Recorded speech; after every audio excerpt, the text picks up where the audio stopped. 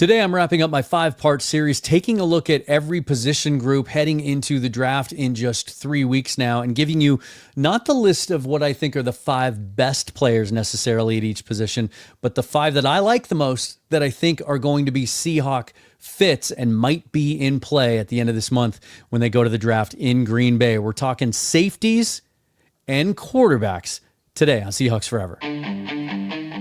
Welcome to the Seahawks Forever podcast. In-depth analysis on everything Seahawks. And now, here's your host, Dan Viens.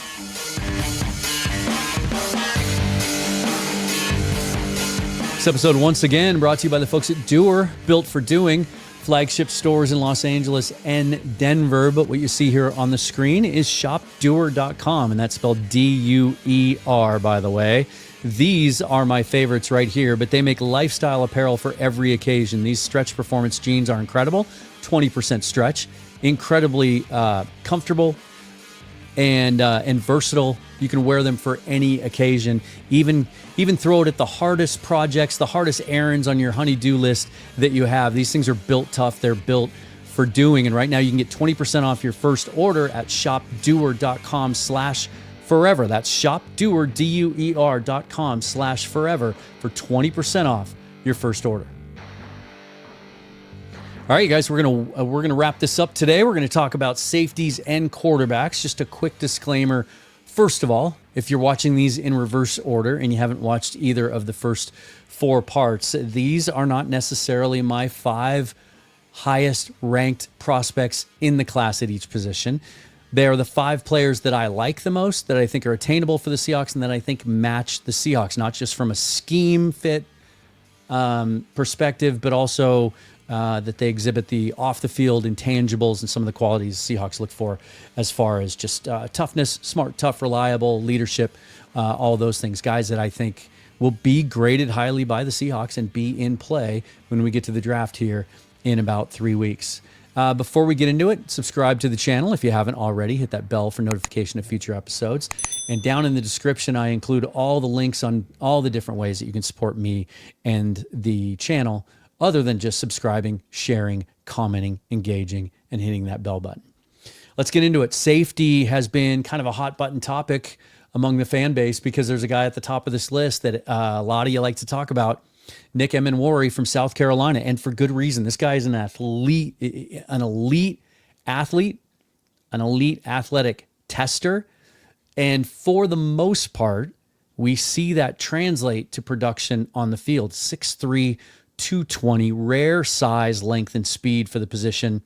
His overall athletic score on Next Gen Stats is 99.7. Just a couple of examples. For his arm length, 90th percentile. His height and weight, 95th percentile. His 40 time, 97th percentile. His vertical and broad jump are both in the 98th and 99th percentile. 244 tackles, 4 tackles for loss, 6 interceptions, a 7.2% missed tackle rate. He's a very sure tackler. But here's the thing that I have trouble with when it comes to Emmanwori. And some of you have, and I have had discussions about this online. I'm not so sure that he's the player that we want him to be based on his build, based on the athletic testing. And I think the Kyle Hamilton and Camp Chancellor comps are tossed around way too liberally and way too lazily, in my opinion, to be honest. I don't see the instincts that I saw from Kyle Hamilton. I don't see the hitter that Cam Chancellor was. Everybody wants him to be this hitter because he's 6'3", 220 playing safety. But one scouting report refers to it as underwhelming box play. He's better in coverage than he is as a hitter. Now, he's versatile. He's played everywhere. He's played in the box. He's played in the slot. He's covered tight ends and running backs. He's covered deep. And he's actually, it's surprising because of his size. You just assume he's an enforcer, but I don't see enough reps of him doing that on tape. I see him actually as a better coverage safety than a box safety, and I don't think that really plays into what the Seahawks need on this roster right now. And what really concerns me is For me, there's an easy comp here. And it's Afedu Melifonwu. If you remember him coming out of Syracuse in 2020, he was mocked to the Seahawks in just about every mock draft that year. Very, very similar size, length, speed, athlete, but he never produced. He was a third-round pick of the Lions. Didn't really do much there. They let him walk. He just signed a 1-year low-cost deal with the Dolphins this offseason. He just never lived up to what people wanted him to be based on the athletic profile. I do worry about that a little bit with Emenwari. But here's what I'll say about him. If the 18th pick comes and goes and Roger Goodell walks up to the podium and he announces Nick Emenwari as the pick, then I'm going to get behind it immediately because Mike Macdonald has had success with players like this. And if they feel like he's the pick, that means they have a plan for him, a vision for him, and they think he's going to be an outstanding fit. Malachi Starks is my number 2 on my list. No surprise here. I think he's everyone's number 2. Very, very storied career at Georgia. He was a starter since the day he stepped on the field as a true freshman. Played 43 games there. Obviously not as big as Emenwari, 6'1", 197. 197 tackles in his career with 6 interceptions. And if you look at his snap counts, they're almost evenly split 3 ways between playing in the slot, playing up in the box, and playing deep safety. That's how versatile he is. And I think for that reason, I think he would be really, really appealing to Mike Macdonald. That we know how much he likes to play around with guys and their versatility. And he's even lined up some and is capable of lining up and matching up with wide receivers as a corner on the boundary. Not full time. He's not a guy that you would convert to cornerback, but he can do it in a pinch. Just really plays into that versatility. Kevin Winston Jr. is the third guy on my list out of Penn State, 6'1", 215. If you haven't heard much about this guy, it's because he's been hurt. He had an ACL injury early last season. Before that, he coming off his 2023 campaign, this guy had first round buzz, and you could see why. He is every bit the box player and hitter that you want Nick Emenwari to be, and he's not quite. Only 2 career missed tackles. He's a very sure tackler. He's probably the best box safety in this draft class, if that's what you're looking for. And I do think that's why he fits, because I think that's where the need is. I think, they obviously love what they have in Julian Love, and they extended him last year. I think Kobe Bryant is very likely to be extended this year before training camp is finished, before we get into the season. I think, that conversion to safety for him really clicked last year. And I think that he's a guy that they want to lock up and keep around long term. And so I think the opportunity for a third safety is that box safety and a guy that can take some tight ends, play that big nickel. We saw Macdonald run with 3 safeties a number of times last year. That's one of the reasons Kayvon Wallace was signed. The intention was to play 3 guys, play him with Rayshawn Jenkins and Julian Love. And the way Winston's built and kind of the strength of his game, he's not a guy that you really want playing like middle third, free safety, center field. But I don't think that's where the Seahawks' biggest need is at the safety position. I think you could bring him in and he could be a guy that could play inside and maybe even in doing so, in part, help free some things up for Devin Witherspoon, get him outside a little bit more. Xavier Watts from Notre Dame might be the most instinctive cover guy of this entire group because the production certainly screams it. 6 foot, 204 pounds. He's a 5-year player, all at Notre Dame, 55 games there, 13 interceptions the last 2 seasons. That is 4 more than the second most of any player in the country. One interesting comp that I saw, a player that we're all familiar with here in the NFC West, former 49ers safety, now Denver Bronco, Talanoa Hufanga. I think, would you be happy with a player like Hufanga? He's not the elite athlete that you want. He's the worst athlete of this bunch, of these 5, but he makes up for it with smarts and instincts. And that's why he's been able to be as productive as he has. I also think that he's a guy, because he lacks those elite athletic upside skills, that I think you could get him in that 82 or 92 range in the 3rd round and be really, really happy with that. And the last guy on my list, Andrew Makuba from Texas. I know that this guy is going to get a lot of positive play down in the comments because many of you have come to me and told me how much you like this guy. I see a lot of Devin McCourty comps That'd be a pretty decent career, don't you think, for a safety? 5'11", 196. There are some questions about his run defense, but a very instinctive coverage safety. And he's another one of these guys that, stop me if you've heard this before, he's versatile. He can line up anywhere. He can move all around the defensive backfield. Spent his first 3 years at Clemson, transferred to Texas for his last year, and that was a great move on his part. He's played 50 games in his career, very experienced safety. And we saw the ball production really click last year. He only had 1 interception in his first 3 years at Clemson, picked off 5 balls last year with the Texas Longhorns. Now we're going to finish up with the quarterbacks. And this one, I think, might catch some of you by surprise, how I have my rankings. But before we get into that, we have to talk about one other little piece of quarterback news in the last 24 hours. And that's Geno Smith finally got his extension with the Las Vegas Raiders. A 2-year contract, a true 2-year extension. So he will play under his 2025 contract that's expiring that he signed originally with the Seahawks.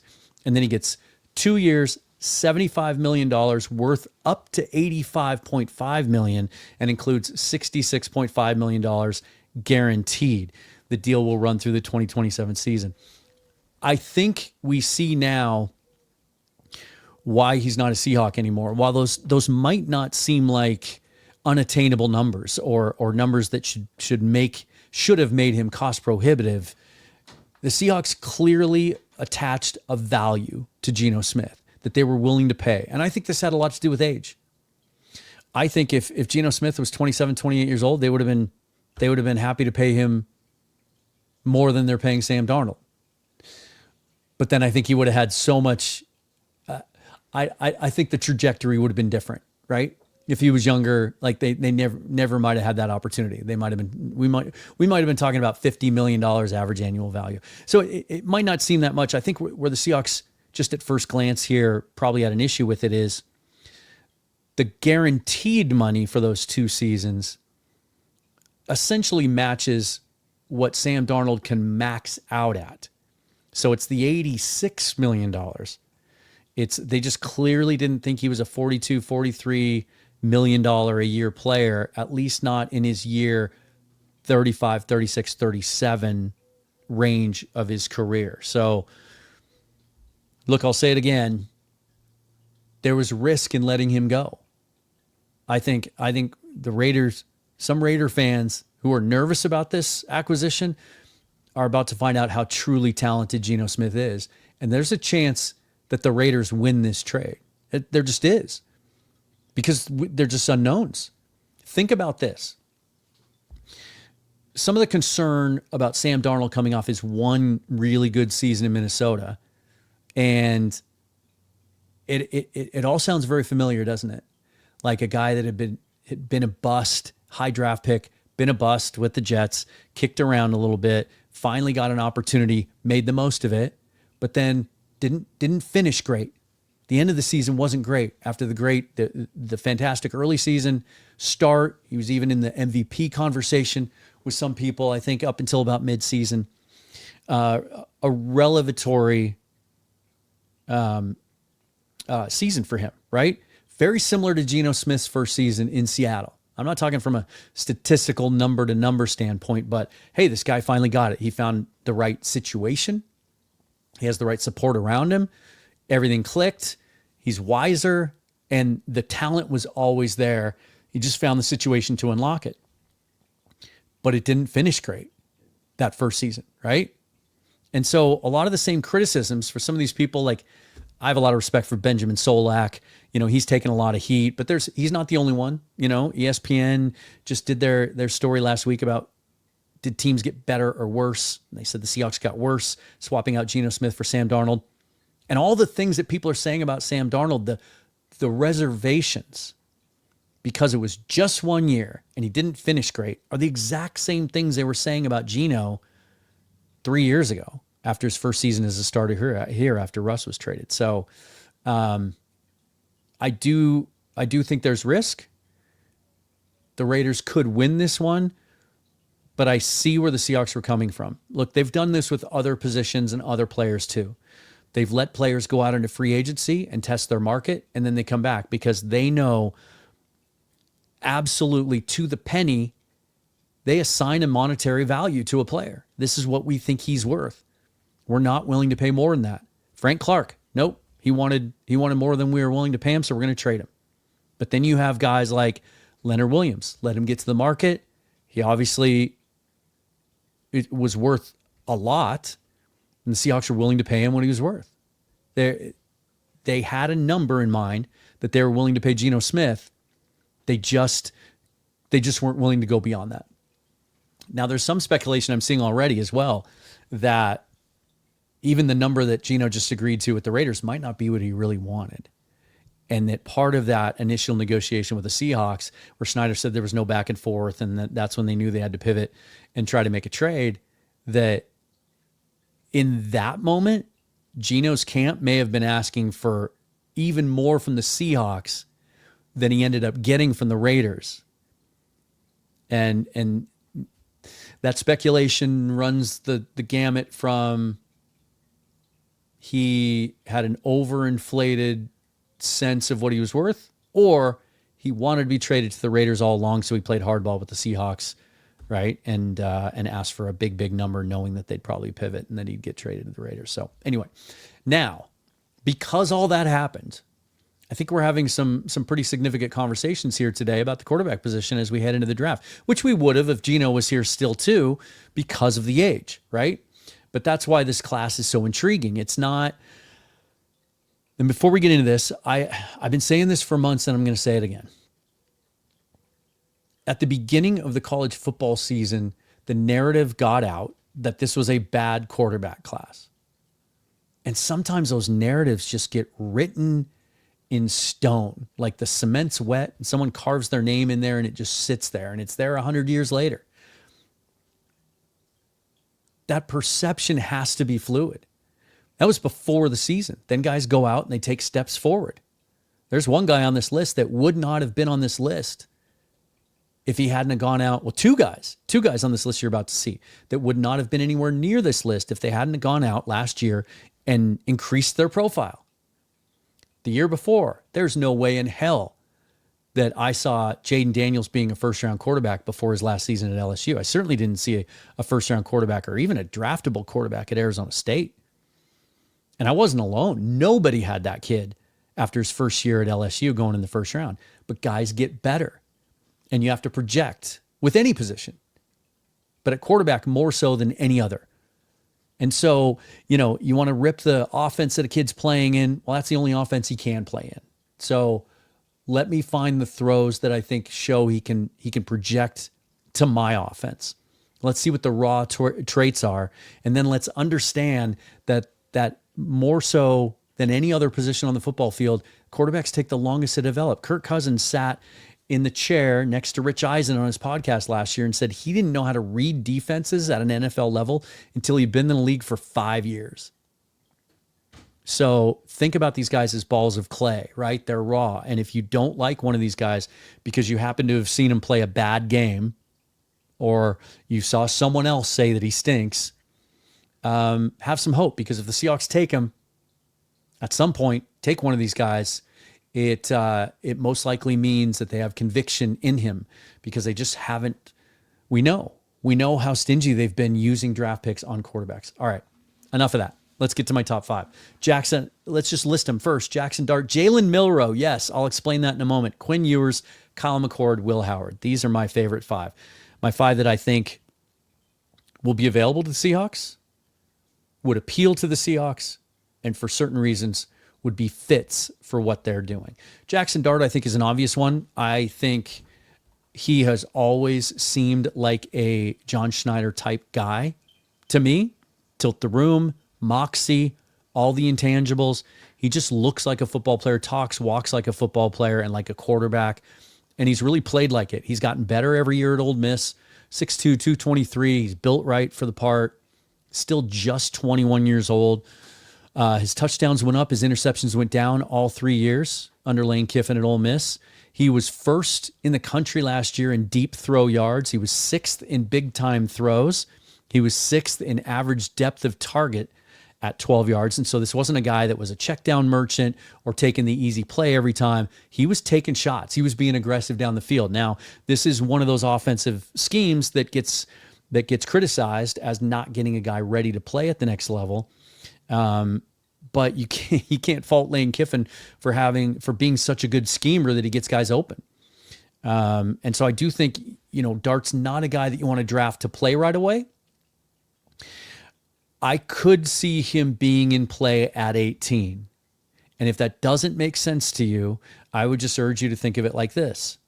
What do we know from John Schneider's history?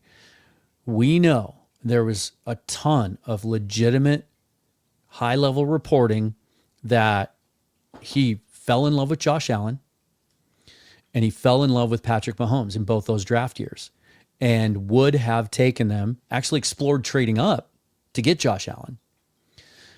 And in the Patrick Mahomes year would have taken him. It was reported on draft day. I think it was Adam Schefter that came on and said, if he's there, the Seahawks are going to consider taking him. Well, when both of those occurred, Russell Wilson was in the prime of his career, and Schneider still was going to go get one of those guys. It's such a rare position to find that if there's a guy that you think can be a franchise quarterback, a top 5 to top 10 quarterback in this league, you take him unless you have a Patrick Mahomes or a Lamar Jackson or a Josh Allen, right? And so Sam Darnold is not going to prevent you from taking one of these guys. Also, the way that Darnold's contract is structured, it's essentially a 2-year deal. And so, John Schneider was in Green Bay when they took Aaron Rodgers when Brett Favre was still there. And then he saw his successors take Jordan Love when Aaron Rodgers was still there in kind of the late prime of his career. So it wouldn't be out of the realm of possibility if he's sitting there at 18, just from a value standpoint, if they have a big time grade on him, taking him there. Now, let me explain this Milroe thing, because many of you who have watched the show for a while might be thinking, wait a minute, Dan, I watched all your Senior Bowl coverage and I saw you rip on this kid and how bad he looked in Mobile. And he did. There was a lot of work to do in the intermediate passing game, just really, really rough mechanics, like the bottom half and the top half just not married.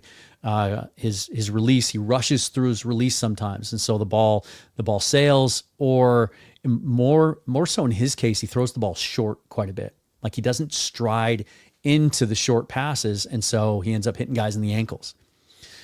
And it's hard to reconcile his inconsistency with that part of the game, because he is an elite deep ball thrower, but his mechanics are better. When he strides into it, he uses his lower half, and he's very, very strong. And he can spin it deep as well as anyone in this class. 6'2", 217, the elite athleticism, we know about that, right? We know about it. A 100% 100 percentile for his 40-yard dash time. We saw all the explosive testing and everything else. This guy is, the day that he becomes an NFL player, the most explosive and dangerous running quarterback in the league. Yeah, even more so than Lamar Jackson. Here's why I think he fits.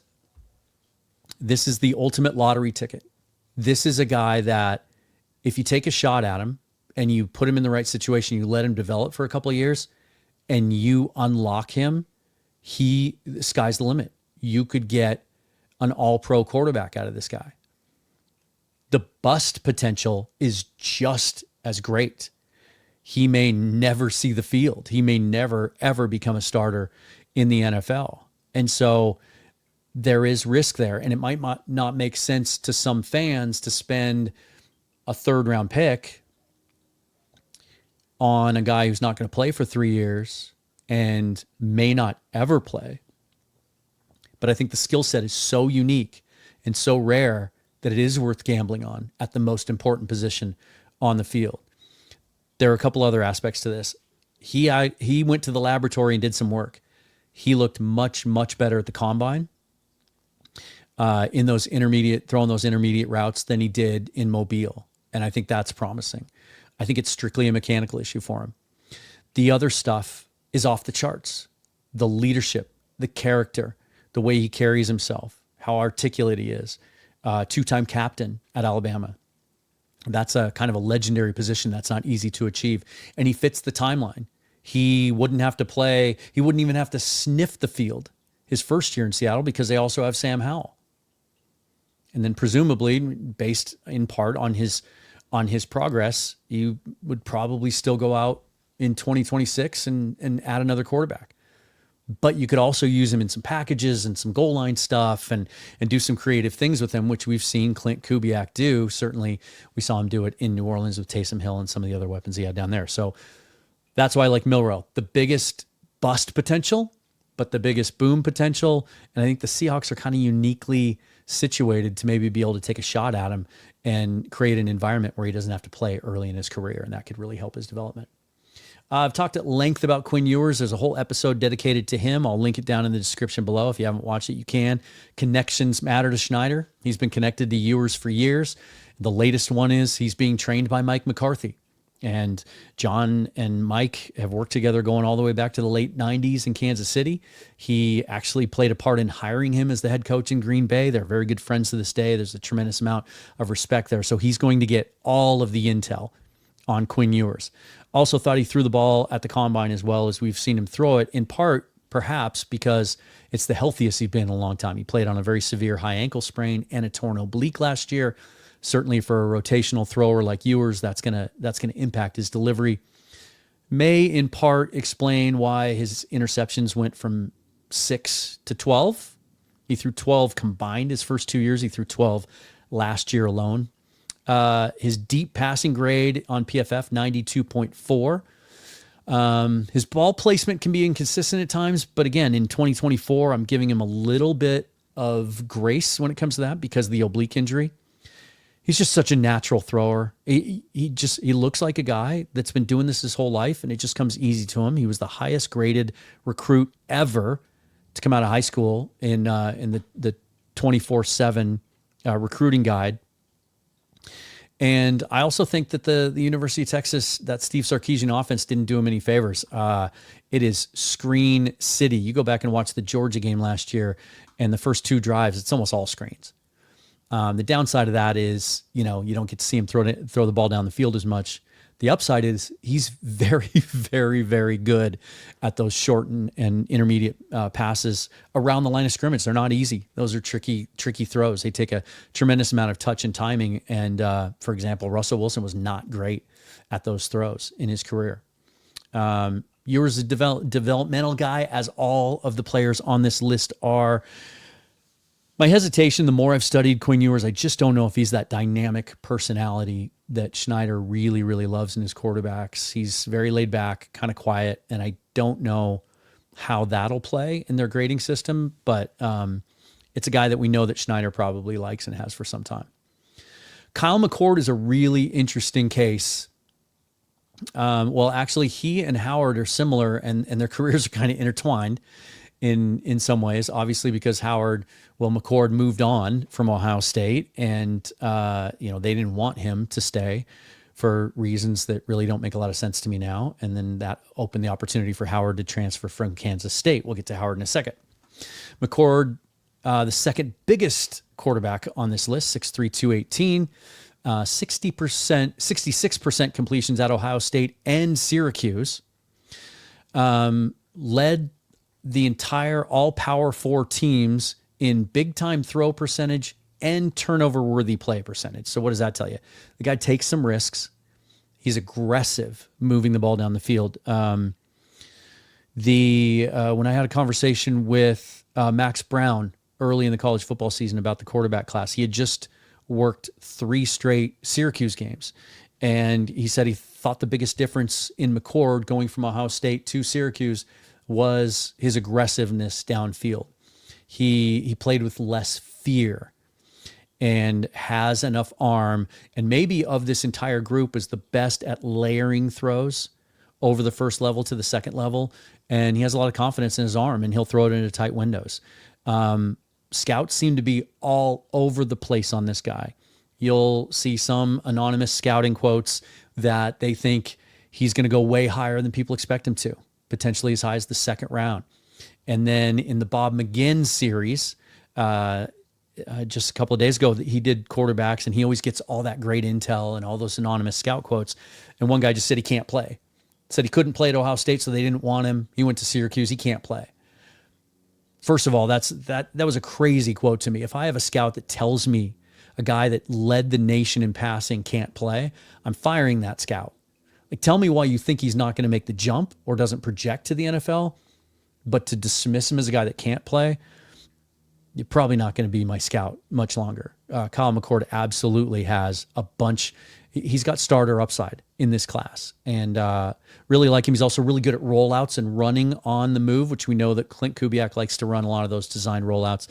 If he doesn't end up a Seahawk, I could really see him being a fit with Sean McVay, with the Rams down there. I absolutely think they're going to tap into this class and get a guy that might be able to be the successor to Matthew Stafford when he's done.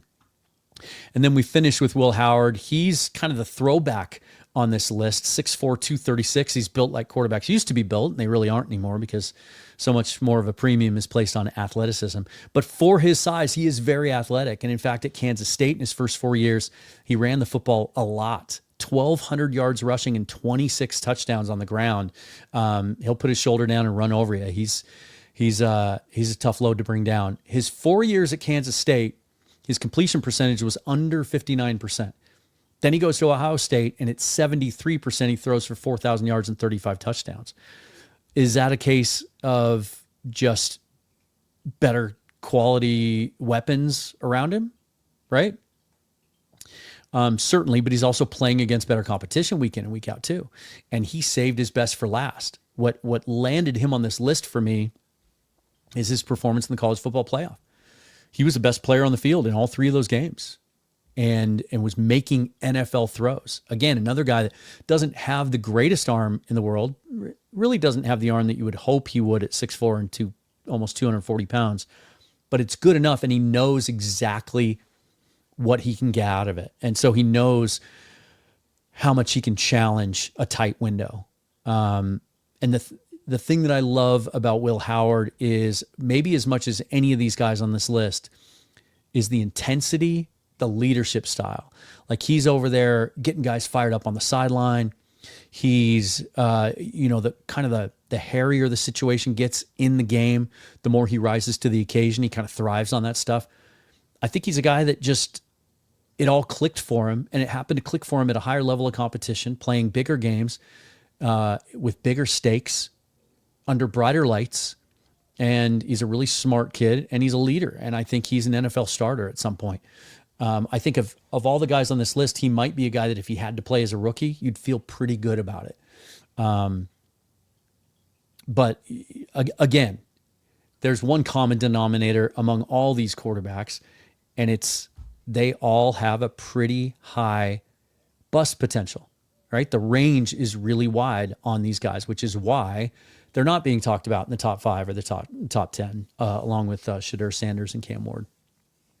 Just as a side note, you still see reports that some people think that Sanders might slide in this draft, maybe even get down to where he's in play for the Steelers at 21. I'm not a big Shedeur Sanders fan. I just don't like his game physically. I just don't like his pocket awareness, his pocket movement. And there's just something a little lacking for me there athletically and how he manages the pocket. He would fall into that category for me if he slides to 18 under some crazy scenario, an Aaron Rodgers type scenario, and the Seahawks take him. I will ignore my own evaluations and trust them, because they're not going to spend the 18th pick on a quarterback unless they feel like that guy has a chance to be a franchise quarterback. Well, that's going to wrap it up. 5 shows in 5 days. We have done all of the position groups, my 5 favorites at each position. 2 things.